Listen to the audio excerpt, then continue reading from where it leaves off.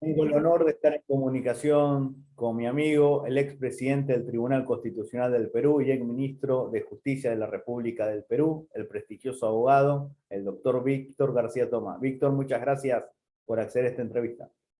Oh, gracias a ti, Juan, más bien por la invitación, muy amable. Hay una cosa que sorprende no solo políticamente a Perú, sino a la comunidad internacional, que es la persecución al expresidente constitucional Manuel Merino de Lama, sobre todo con esta tesis jurídica que quiere aplicar o inventar la fiscal de la Nación, la doctora Zoraida Ábalos, diciendo que hubo una omisión de parte del presidente Merino, el premier Antero Flores Arauz y el ministro del Interior Gastón Rodríguez en los hechos luctuosos del 14 de noviembre del año pasado. En este caso, ¿es aplicable la tesis de la fiscal Ábalos frente a estas tres personalidades políticas? Juan, uno de los principios rectores de la justicia peruana, según lo dispone el artículo 139 de la Constitución, es el principio de imparcialidad, que incluye también el de la apariencia de imparcialidad. Y en efecto, el comportamiento y la conducta de la fiscal, no en este caso, sino en otros anteriores, pero ya que me hace referencia a este caso en particular, que se trata de un expresidente, de un expresidente del Consejo de Ministros y un exministro del Interior, el caso cobra relevancia. ¿Y por qué te digo de que la mujer de César no solamente debe serlo, sino parecerlo, ¿no? Porque ese es, digamos, el apotegma que sale de este principio. Hubo un conjunto de marchas en la ciudad de Lima que estaban destinadas a fomentar la violencia y tomar, en el caso de ese día en concreto, el Palacio, el Parlamento. Muy bien. Como ocurrió en Guatemala, que hubo un incendio del Parlamento, no es una teoría conspirativa, sino hubo un precedente. Exactamente. La fiscal, curiosamente, no se ha preocupado en conocer a quienes instigaron este hecho. Tampoco se ha preocupado en ese contexto de por qué participaron barras bravas, es decir, quién instigó a que barras bravas, es decir, como si llevaras pues a la gente de Boca y de River a una manifestación. ¿Y quién la financió? Porque supuestamente esta gente está ajeno a la militancia política. Totalmente puede haber un incentivo económico. ¿De dónde se recolectaron exactamente estas bombardas, estos petardos? Porque nadie financia de manera voluntaria o graciosa este tipo de artefactos que son ciertamente costosos, ¿no? Relativamente costosos. Y hay que saberlos esos manipular, hechos no interesan. por lo general. Claro, esos hechos no interesan. Ni quién instigó, ni tampoco la finalidad que era tomar el Palacio Legislativo, tampoco interesa el número de heridos, tampoco interesan los daños a la propiedad, etcétera, etcétera, etcétera. O las lesiones que sufrió la policía, que también son ciudadanos. A eso me refiero. En segundo lugar, se reconoce que no ha habido ninguna orden o disposición de ninguna de estas tres autoridades para la realización o ejecución de estos actos. Se habla, ¿no es cierto?, de una suerte de omisión culposa.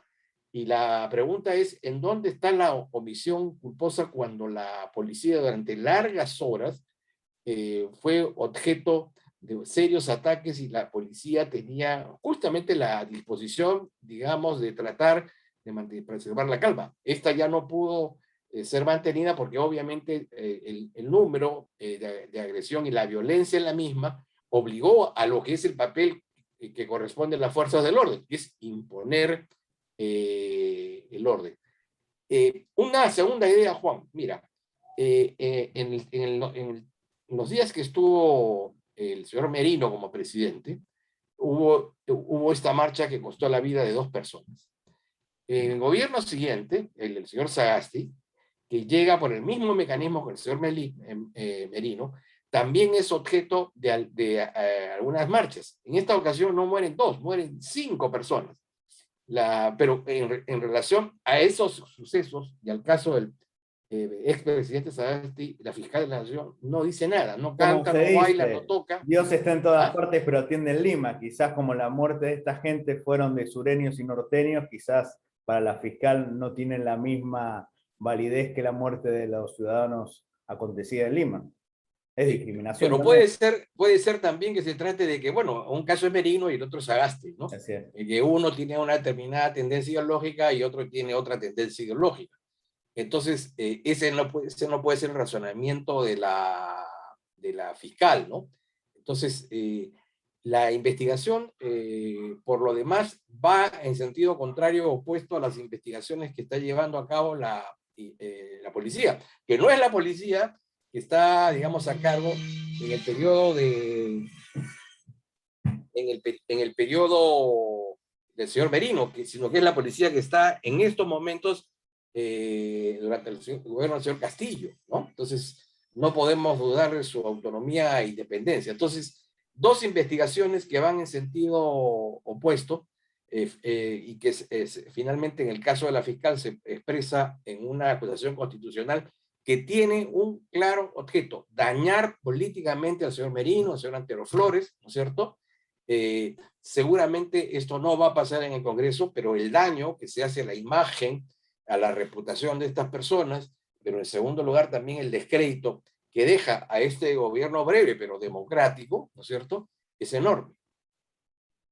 Esta tesis puede resultar peligrosa a futuro, sobre todo para los ciudadanos que quieran ejercer cargos públicos, que después sean denunciados no solo por acción o comisión, sino por omisión. Esto es buscar la quinta pata al gato, como se dice popularmente, para enlodarlos.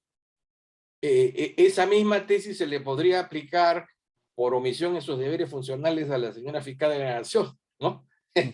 Digamos, con ese mismo razonamiento, ella terminaría atrapada en ese argumento, lo cual es ciertamente ridículo.